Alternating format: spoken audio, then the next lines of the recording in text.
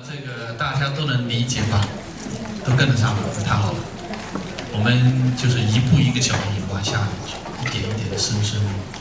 如果谁掉队了，你跟我说啊，我们是一个旅游团啊，或者是个导游，掉队了我们等一等，大家一起跟上。好，那我们就开始好了哈，大家就陆续就进来了。在我们进入第二层梦境，就是有形有相这层梦境的深入之前呢，第一层梦境呢，这有几个小例子，我给大家举一下，大家可以帮助大家理解第一层梦境。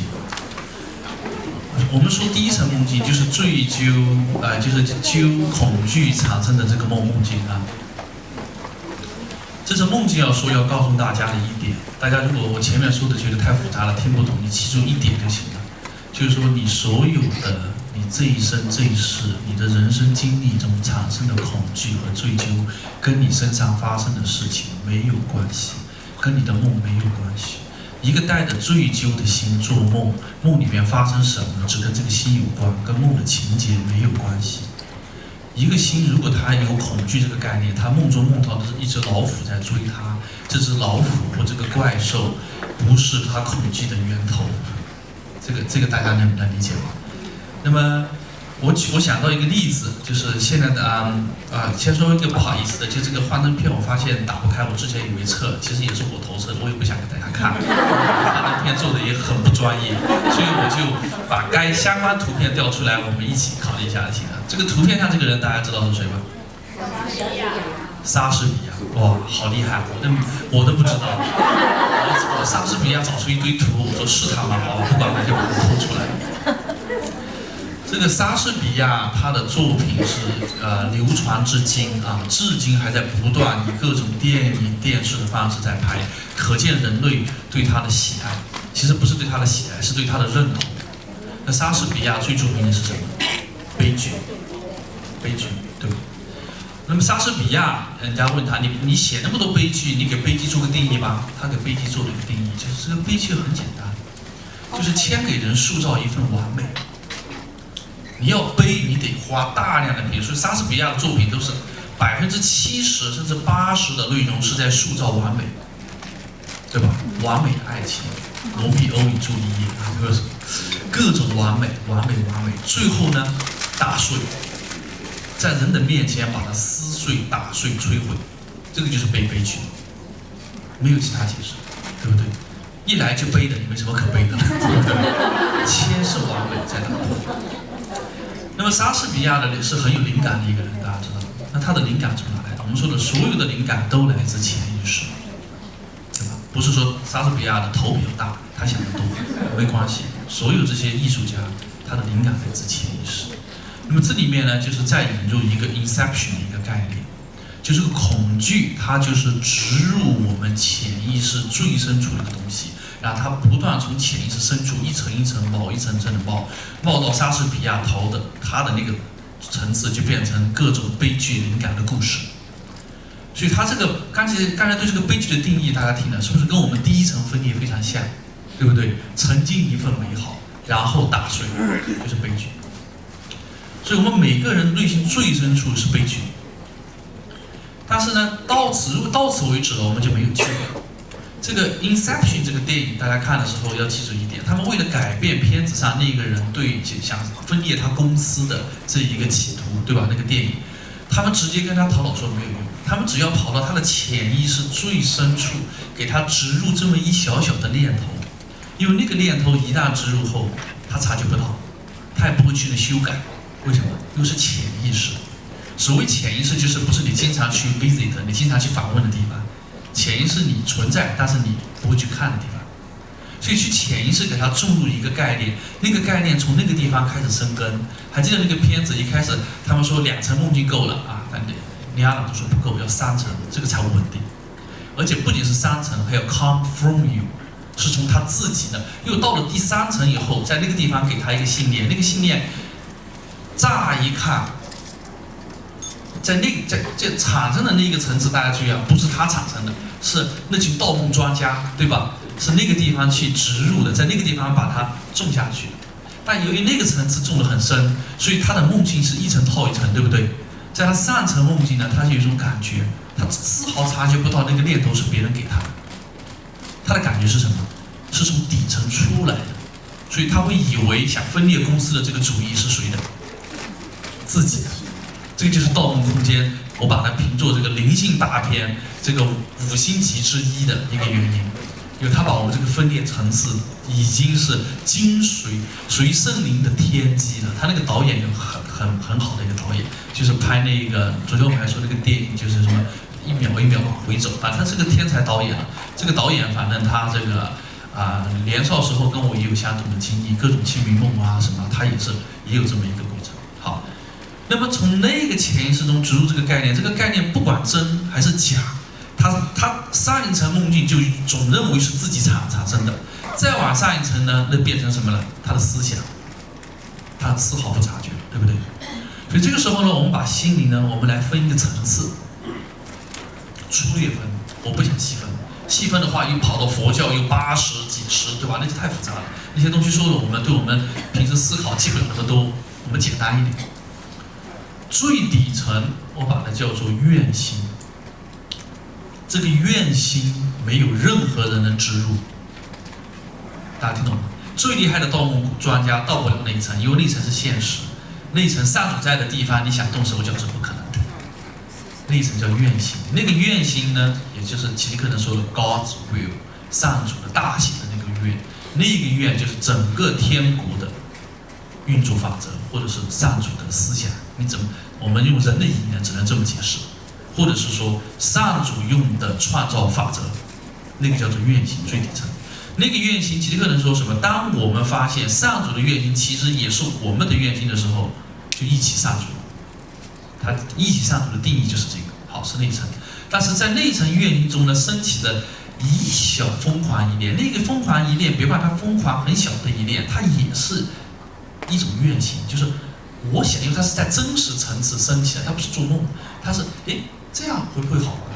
离开上主，我自己试一下，我独立创造行不行？就是各种，就是我们可以说语言是没法描绘，因为那个地方没有语言，没有空间，没有时间，甚至没有小我。总之，那也是一种愿，就是我说的一种自由表现。好，那个是愿。那么由于这一个愿心的产生，它再往上一层呢，到了什么？我把它叫做什么？叫做信念。第一层梦境就是信念，第一层梦境就是我相信分裂发生，我相信我有罪，我相信恐惧是真实的，我相信我是独立的，有我之外。那么莎士比亚的所有的这些悲剧的产生呢，是来自于潜意识最深层次，也就是我说的第一层梦境，在那个地方产生的。所以在那个地方产生呢，对于所有人呢都有那个记忆，所以所有人都跟莎士比亚等同，他们都会跟他等同。所以所有人看完莎士比亚的作品呢，都有一种什么共鸣，对不对？因为我们共享一颗心，对不对？它是共鸣，他都知道那个点。那么这个恐惧有个特点，恐惧是在那个层次产生的。恐惧有个特点，恐惧什么特点呢？它是一层一个泡泡套一个泡泡。其实刚才告诉我们了，恐惧是什么？是一个泡泡。一个纸老虎，一个你一旦看清它不存在的东西，但看不清它是很真实的。那这个东西我们人很难理解，到我们这个层次，我们这个门次已经是盗梦空间，已经是从最底层往上，已经是到了很多层，所以我们已经无法察觉底下恐惧怎么来的，我们只能察觉什么？我们眼皮子底下的恐惧，对不对？那么这里面就有个恐惧，我把它叫做每一个恐惧，它有一个副恐惧。就是产生这个恐惧的副恐惧，父亲的副恐惧，你一旦看破，子恐惧就不存在。爷爷恐惧看破，父恐惧也不存在。它关系就是这样一层一层。比如说，我举个例子给大家听，一听就懂。我们用这个接地气的例子啊。我有一个同事，一个中国人，是一个实习生，到我们公司来实习，在国外。然后呢，他有一天呢，把腿给摔坏了。然后他很在乎他的工作，很在乎。但有一天他把腿摔坏了，腿摔坏后呢，医生让他在家要待1个月才能去上班。然后呢，这1个月他就上班了，他就跟我说：“哎呀，小飞虫，你不是搞心理的，你给我解释一下，我那么在乎我的工作，我为什么这条腿会摔坏，导致我1个月不上班？我就说这个世界呢，基本上是不明白道的人，他是被恐惧驱动，他做什么事情都是恐惧驱动。但这个恐惧呢，是一层套一层。说你现在你怕吗？他说怕，因为我不能去上班。他说你一定有，我跟他说你一定有更大的恐惧，导致你选择这个。你看看你最大的恐惧。我现在等于带着大家用奇迹理念做一个简单的个案分析啊，就是举个例子啊。我说你看看，我说你现在是不想去上班，你说你现在怕的是什么？怕的是不去上班，对吧？但是你不去上班呢，你不用担心你被 lay off 被裁员。为什么？因为是医生有假条，你是合理不上班，你是这个，那一定说你上班的恐惧更大。他想是，哎呀，好像真是那么回事情。我说好，你想想你怕什么？他说，哎呀，我告诉你，其实我不怕我的工作，我怕我的语言。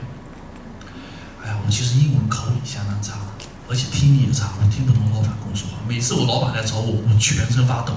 他说了一大堆，我只有点头，但我听不懂。走了以后，我还不好意思问你刚才说什么了。然后就开始在猜老板想要我做什么，然后实力做完以后交给老板，我没有让你做这个东西。他的恐惧，这种出国的人都会有这种经历，这种恐惧的头几年，他是很努力的一个孩子，这个恐惧折磨很大，所以呢，他每天清晨起床去上班，他都是觉得是噩梦。每次那个坐的那个公交车，每离办公室进一步，他感觉离恐惧进一步。听到他老板的脚步声，他的害怕。千万别跟我说话，他老板如果 hello good morning， 然后我老板就说要跟他聊天就怕了。那我就说，他说这个就是我的恐惧。我说不对，我说恐惧都是假的，它是一个套一个。你这个底下你怕什么？一定你有一个怕的东西导致你怕这个。这个是你表面上是怕你老板，你再往底下看，你怕什么？是什么恐惧导致你会害怕？你听不懂老板的话。所以他说，哎呀，其实呢，我怕的是什么呢？是。这个工作得来不容易，这个石油公司的工作得来不容易。我接到这个 offer 的时候，我全家都替我开心，我爸我妈他们都觉得我一下关中要主了。这个出国后找到份工作，亲戚朋友都跟我喝点，我不想让他们失望。其实我应该跟你说吧，我怕我老板听不懂的话，觉得我是白痴，把我给fire，把我给 lay off了，那我真的是无脸回去无脸见父母，我是怕这个。好，他就说。第一层呢，我就帮他分析了，说好，那其实你怕的是丢工作，你怕的是丢工作，不怕丢工作。如果你连工作都不怕丢，你还怕你老板？什么人是不怕老板的？不怕丢工作的人是不怕老板，所以你怕的是丢工作。好，你为什么怕丢工作？我先帮他再去加一层，他说其实什么呢？是因为你怕丢工作后你没饭吃，因为你没有收入就没饭吃，你怕这个身体。好，如果你能看到你不是自己身体，你还怕丢工作吗？你不怕丢工作，你还怕你老板吗？那么好，那么是不是就到头了？那好像是分析到头了，最终是因为他怕他的身体，所以他怕他老板。我说其实还不是，更深一层就是我刚才说的，他怕让他父母亲人失望，所以他最终怕的是什么？怕丢爱，他怕失去爱。所以我们所有的恐惧，你沿这个源头任何一个点，幻想中任何一个点，你往回追溯到最后一个点，一定是什么？爱，怕丢爱，怕失去爱，怕失去爱。这个大家可以静想几秒钟，想想你的所有的恐惧，最终你怕的是这个恐惧一直到底下你会失去一份爱。其实啊，大家不要忘记，小我是为心灵服务的。所以真在乎的是心灵，心灵它只对真实的东西有感觉，什么工作啊、钱啊、身体啊，这些概念属于故事情节。心灵真正在乎的是爱，因为我刚才不说了吗？我们一辈子都在寻找喜悦，他怕丢的是喜悦，所以他最终是怕万一这个东西丢了怎么办？那么回到梦境的这个，刚才我说莎士比亚的这个事情。莎士比亚的这个恐惧的源头在第一层梦境，这一层梦境如果当真的，以后的恐惧都当真。如果我们要瓦解所有的恐惧，我们得回到第一层恐惧去说，那个恐惧如果是假的，那其他所有恐惧都不成立，对不对？那个你都不怕，你还怕什么？所以这节课程反复跟我们讲，他不讲你的生活中的恐惧，他只告诉你上主没死，天国没丢。这句话不是对头脑说的，是对你的潜意识说的，因为这个就是当初我们逃跑的理由。所以这一点你看到了，有时候你会发现啊，天国都没丢，我还在天国，上主从来没离开我，我还有什么怕？这一点你要肯定的，从以下的所有的恐惧就坍塌了，就一个一个的不攻自破，这个叫不攻自破，因为它里面那个泡泡没了，这个大家知道吗？所以这个就是一个小利用哈。那么接下来呢，这个第一层恐惧就讲完了，第二层恐惧我第一层梦境讲完了，第二层梦境我开了一个小头，就是这个世界怎么产生？这个问题其实每个人都可以问。这个世界你说是幻，我任何一个感官告诉我它都是真，摸、闻、看，就是佛教说的这个五感，对不对？再加一个第六个思想，一个烦恼来了，我不是说是我不能说是我没有这个思想，它来了。但是6个感官，大家发现有个什么共同特点？没有一个是主动的，全是被动的。你都是接收，包括思想，你都是接收。难道不是吗？你下一秒钟你不知道你想什么的，你的思想永远都是你是接收的，只是看不见的层次，其他都是被动接收。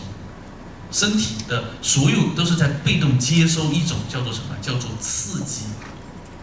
那刚才我们说过，小我要打造个世界，让心灵以假乱真当真，它得说服一个基本的东西，要具备真实性的基本的一个特征。真实性的基本特征叫什么呢？叫做它必须是什么呢？它必须是稳定的。因为我们对天国的记忆中知道天国是稳定的，而幻象都是无常的。它怎么能把无常的东西当成稳定的？这个里面去利用一个东西，就是它用什么感知器官去感知幻象。那么这个我有一句话叫做：这个世界的一切相都是残影。残影，我给大家，我看我能不能找到一幅图给大家看一眼啊。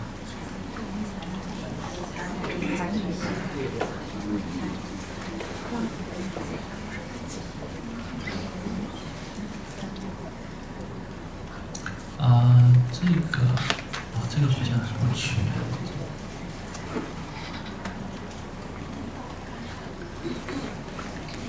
这个好，那我们先想象一下啊。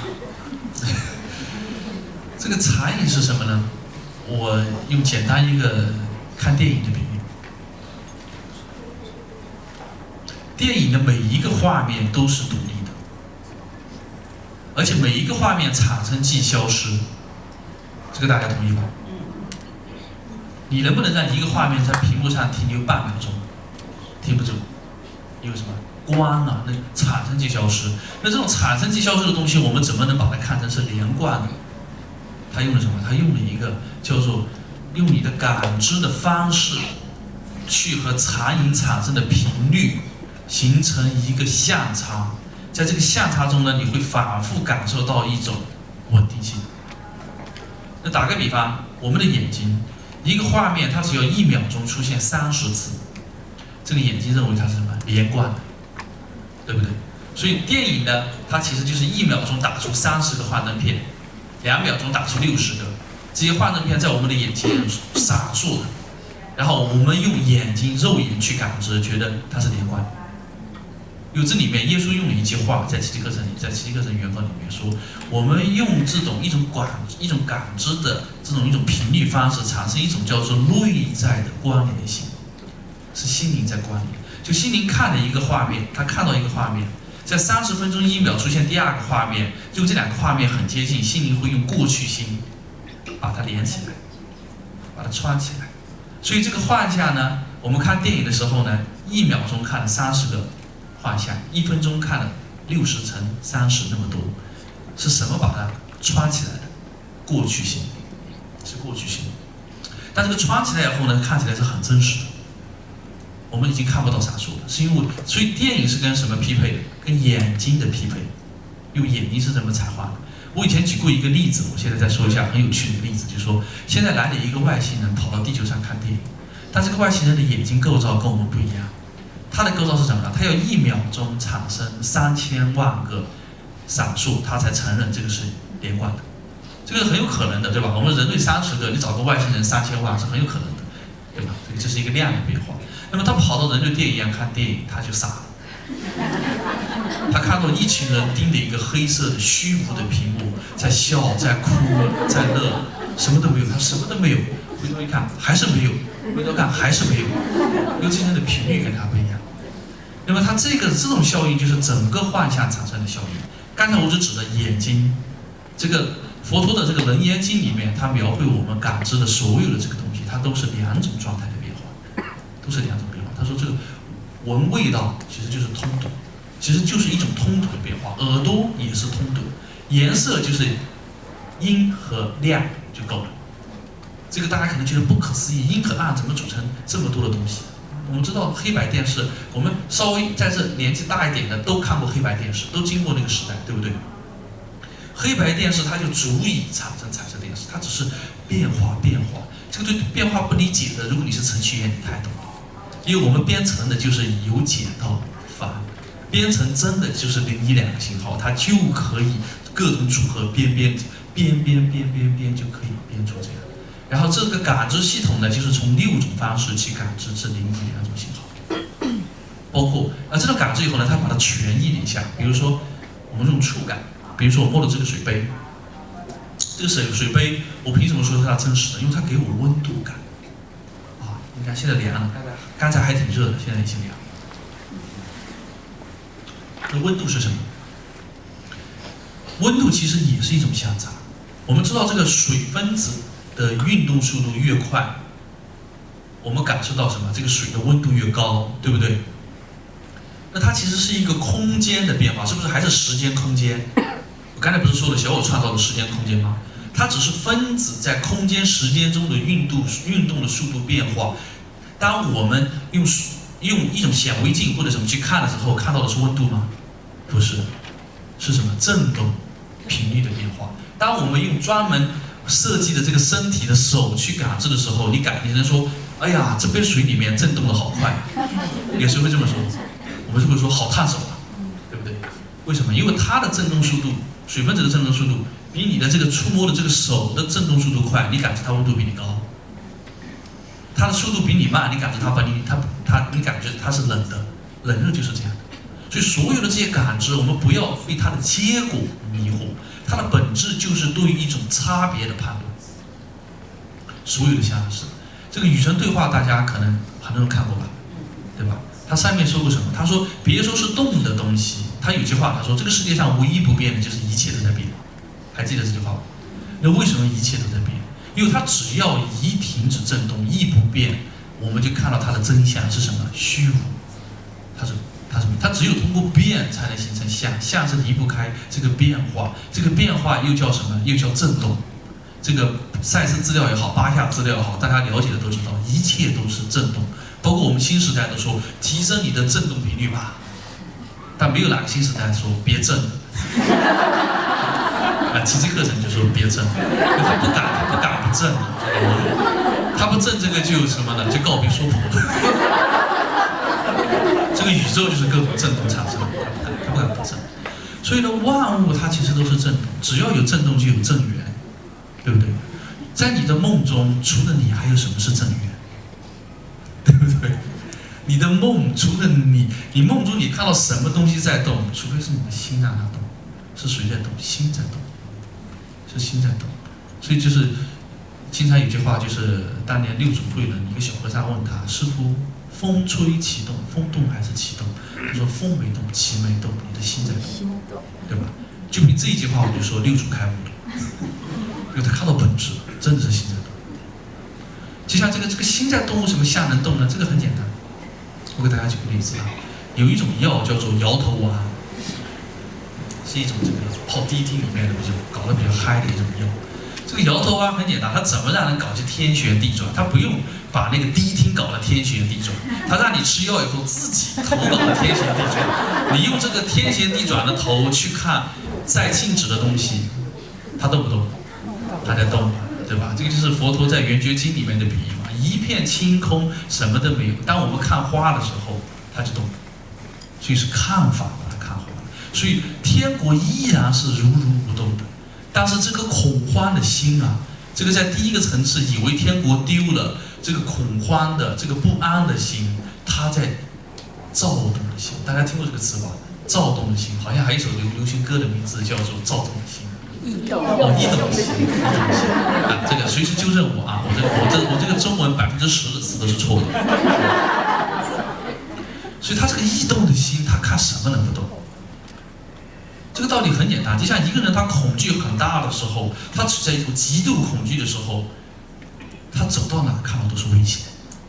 那个叫什么草木皆兵，听说过吗？他走到哪看到什么东西都在威胁他，因为他自己在动。所以我们这个心，万物动，谁在动？心在动。所以这个由于心在动，但这个心不是我们平时说心脏这个心啊，这个心是梦外的那个心，梦外的那个都不是第一层梦境的心，是梦外的那个心。那个心在哪？在真实里面。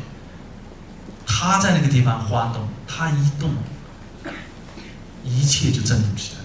而我们这个身体是什么？是感知震动，就是这样，身体是感知震动。那么这个身体感知震动，刚才我用触摸比喻了，眼睛也是一样的啊。一切都是这个《楞严经》里面说的很清楚的，一切我们的这种感知，它都是2种状态的变化产生的震动，没有第3种，2种就够了。这2种状态的震动，当我们用特殊的感知器官去感知的时候呢，我们就感知到了什么？感知到了相。所以相是什么？相是变化。大家注意听。相，我们以为是个名词，我们现在一提到相，就是一个固定的相，但相是这个什么？是个变化。为什么？大家猜猜，为什么相是个变化？因为，大家注意听啊，这个就是破所有相的一个观点。因为一切能感知相的器官、工具。不只是人，外星人也是这样，小狗、小猫、昆虫都是一样。他们这个幻身，我把它叫做幻的身，幻身只有一个功能，它只对差别有反应。这个道理很简单。你拿一个最简单的道理，一个东西你摸着它，如果它的温度慢慢变得跟你的手度温度一样，你就感受不到温度。你感受不到的就是什么？没差别。这个触摸也是一样，大家可以做一个游戏，比如你的一只手轻轻摸着另一只手，刚开始摸的时候你知道被摸，如果你不动，轻轻的摸，时间长了你感受不到是否在摸，因为它不动。所以我们看到的一切，它都是因为动才看到。所以我们看到的其实是什么？是一个差别。我们把这个差别当成了相。这个有一点点抽象，我们所有的感官看到的都不是静态的东西，都是差别。那个与神对话刚才提到了啊，他说连一块石头你看到它不动，其实它是什么？它是以高速的运动在维持着它的这个不动。没有不动的东西，这世界所有的原子、分子、粒子，它都在颤动的。甚至科学家已经说了，这世界上原子的振动频率是1秒钟9亿多次，以这么高的频率振动，你说这世界看的能不真实吗？我前提是用什么看？用你的这个，用这专门看变动这个东西看。所以我们的所有感知器官就是看一个变动的。眼睛看的变动能识别1秒30次，你只要高于1秒30次，眼睛认为它是什么？它是存在。耳朵也是一样的，所有触根都是一样。所以这就是为什么佛陀他早年他通过打坐，他通过各种那种禅定的方法，当他达到足够静的时候，他的频率变了，他不再用人感知的频率变，他用另一个频率看，他看到的是什么？一切都不是这么存在。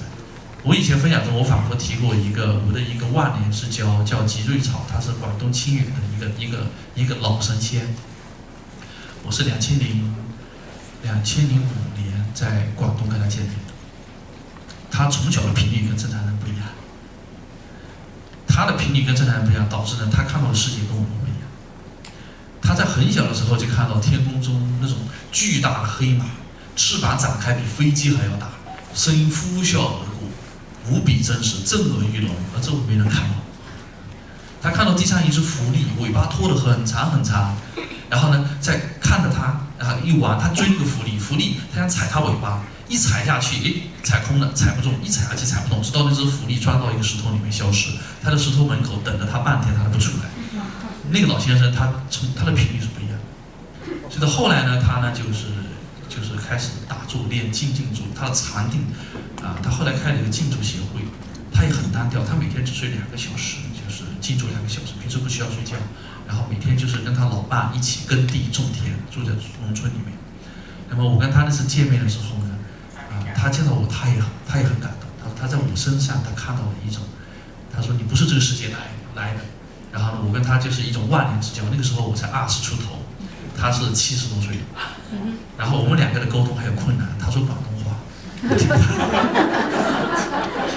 那么当他跟我讲一个事情，他说这个世界真的不是这个我们看这个样子，我不知道为什么人把它看成这个样子，他真的不是这个样子。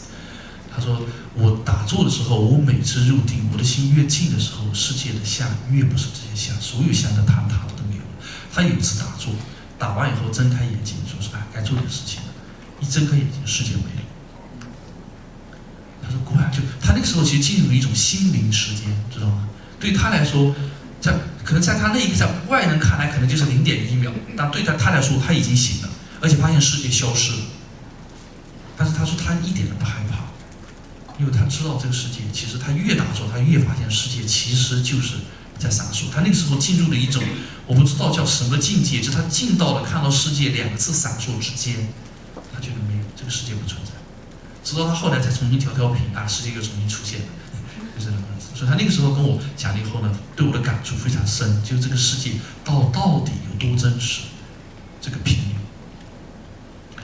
那么当然，这个世界这个频率是很多的，这个人类是设计这个频率，就是说，就跟我们一个电台发的一个波你们这群大家知道吗？就是这个我们有些东西叫做对讲机，知道吧？对讲机就是发射一个频率，大家可以接收，但有些频率你不能用的，它是这一个 police 专用的，对不对？你不能串那个台，对不对？那这个世界的频率也是划分的很好的，心振动以后呢，它有个基准频率，这个基准频率是不是1秒91次？我不知道，我知道原子是这个，也许比这个更快。这个佛陀好像在佛经里面说过这个频率有多快，说是一刹那间这个心已经震动了多少次，我具体数字我记不得，但我知道佛经说的一刹那比1秒小得多得多。也就是说这个频率之快，但这个之快是什么快呢？是和我们相比，和人定义的时间说快，也许在他那个地方不存在快嘛，总之心就是在震动，但它有个足够快的频率呢，就可以产生无数个世界。为什么呢？跟你的取样。如果它这个频率1秒9亿次，你来一个感官系统，1秒3000万一个世界，再来一个1秒300万，人类1秒30，再来一个更慢一点的乌龟，1秒3次，它也算一个世界，对吧？所以耶稣就说，这个世界有个特点，我们凭借对真实的记忆，就是真实是稳定的。稳定的，我们真实应该这么说，我重新说一下真实叫做validity， 就是有效性，有效叫真实。他说有效，我们记忆中有效的东西是稳定的，不稳定的叫无效。但是反过来说不对，你不能真实的一定是稳定的，稳定的也就是说有规律的，它不一定是有效的。大家猜为什么？因为看你用什么去看，对不对？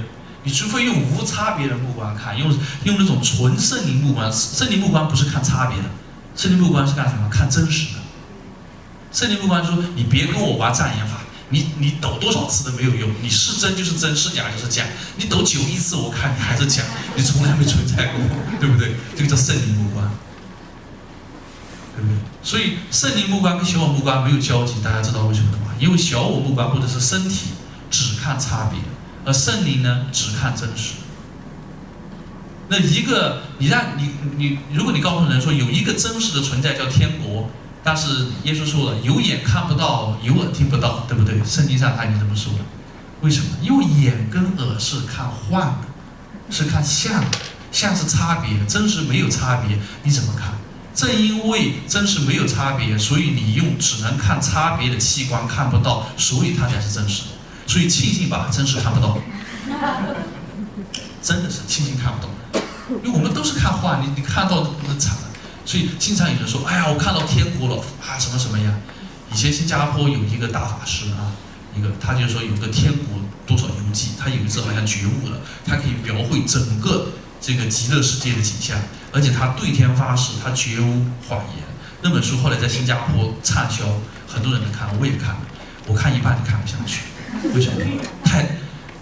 太漂亮了那个世界，到处金光闪闪，到处动不动一个须弥山，哇，一个佛多大多大，动不动一个莲花怎么漂亮，对吧？那个是想象，但是真实每一项不代表它不存在，但是你用出器官了，你没有用心去感受。但是好在什么？我们依然如上主所造，我们的心的感受不被相迷惑。你拿任何的幻象，你能欺骗头脑，但是你交给心，心会干嘛？心迟早认识，这不是我要的，因为它不真实。所以这个就解释为什么这个世界上，你不管得到什么，你一旦适应以后，你发现它都不是你要的。谁告诉你的？心告诉你。因为你得到什么东西，这个东西你骗不了心啊，对不对？心知道它这不是我要的。所以这个世界上，我们说贪心，很多人说这个贪心是一种追求，不是。这个贪心不是，贪心其实是反而证明天国没有丢。我们的这个人有无穷无尽的欲望，不是什么罪，为什么？因为天国就是无边的喜悦，对不对？任何人得到喜悦，只想要更多。你说他贪心吗？我说，如果说这个贪心的话，谁也贪不过上主。上主你知道有多贪心吗？他永不满足，他无限创造喜悦，无限创造圣子跟他分担喜悦，圣子又创造喜悦又给他，对不对？上主什么？这个是心灵的本。所以经常我们说，是不是我太贪心？我说不是，是你不够贪心。你想的太小。你用人间的这些东西，就是说我们在沙漠里面，大家都在讨论。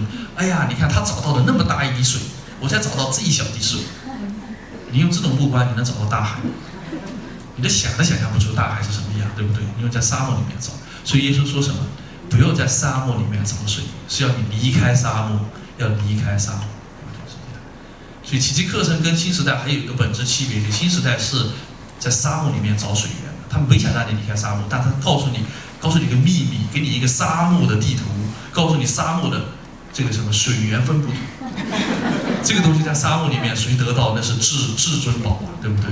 但奇迹课程是离开沙漠，对吧？这个是一个区别。好，那么回到刚才那个相差那个地方，真实任何的我们的只要和身体等通，你是看不到真实，因为身体是只能看幻。好，那么这个刚才说到这个稳定性，有效的一定稳定，或者真实的一定稳定，稳定的不一定有效。那所以小我造的世界就是创造个东西，叫做什么呢？叫做稳定。它这个稳定是怎么实现的呢？昨天我记得有一个道友问了一个问题，就是我们，或者说我现在这么说吧，这个桌子，它这个世界之所以真实的原因是它太稳定了。它太稳定了，那是这个稳定性怎么形成的？为什么那么稳定呢？大家想一想。这个其实用盗梦空间就解释了。你每往下层走一个梦，上层的一个东西会在那个地方会变得很漫长、很稳定。还记得《盗梦空间》上，里奥纳多和他妻子去到了最下一层梦，那个地方已经接近很长很长，在上面可能只是睡了一觉，在底下待了50年，很长。所以这个稳定性是一种假象、假稳定。我们的潜意识它其实也是躁动，但是呢，由于你越往下走，你梦境越往下走，走到人间这层梦的潜意识就变成什么呢？相对稳定，对不对？相对稳定。所以这个整个这个世界不是你的这个头脑投射的，是潜意识投射的。所以潜意识虽说躁动，比如它造个地球，一不小心几十亿年，看起很稳定，但是别说地球了，整个银河系都有消亡的时候，这个佛教说的，当灾难来的时候，一个小千世界过了，一个中千世界过了，对不对？